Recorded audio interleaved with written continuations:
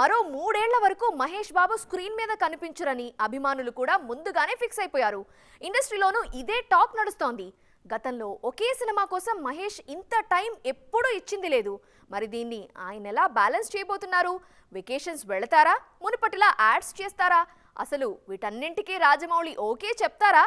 ఇదే ఇవాల్టి exclusive. రాజమౌళితో cinema అనగానే అదేదో తమ హీరోలు జైలుకు వెళ్తున్నారనే రేంజ్లో బాధపడిపోతూ ఉంటారు అభిమానులు.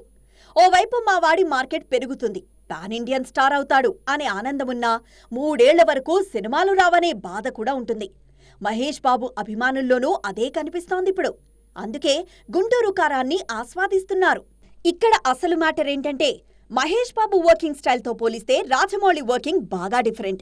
ఒక్కసారి సినిమా మొదలుపెట్టాక సెట్నే జైల్లా మార్చేస్తూ ఉంటారు జక్కన్న. కానీ మహేష్ అలా కాదు. ఓ షెడ్యూల్ అవ్వగానే ఫ్యామిలీతో పాటు వెకేషన్ వెళ్దాం, కుదిరితే ఓ యాడ్ చేసేద్దాం అనుకుంటారు. ఈ ఇద్దరూ ఎలా కలుస్తారనేది ఆసక్తికరంగా మారిందిప్పుడు. తల్లి బిడ్డ న్యాయమన్నట్లు సినిమా డిస్టర్బ్ కాకుండా, తన అలవాటు మార్చుకోకుండా రాజమౌళి సినిమా కోసం Mahesh Babu master plan ready చేశారని తెలుస్తోంది. ఏడాదిలో 8 నెలలు షూటింగ్, 2 నెలలు వెకేషన్, ఓ నెల యాడ్ చేయాలని మహేష్ భావిస్తున్నట్లు ప్రచారం జరుగుతోంది. ఇది నిజమో కాదో తెలీదు కానీ ప్లానింగ్ మాత్రం మైండ్ బ్లాక్ అయ్యేలా ఉంది.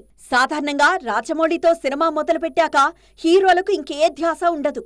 అలా ఉండే ఛాన్స్ కూడా ఇవ్వరు దర్శకధీరుడు. మరి మహేష్ బాబుకు మాత్రమే అలాంటి ఆఫర్ ఇస్తారా అనేది ఆసక్తికరమే. 2024 సెకండ్ హాఫ్లో SSMB 29 మొదలు కానుంది. ఎలా చూసుకున్నా ఖచ్చితంగా 2026 చివర్లో లేదంటే 2027లోనే ఈ సినిమా రానుంది. మరి చూడాలిక ఏం జరగబోతుందో.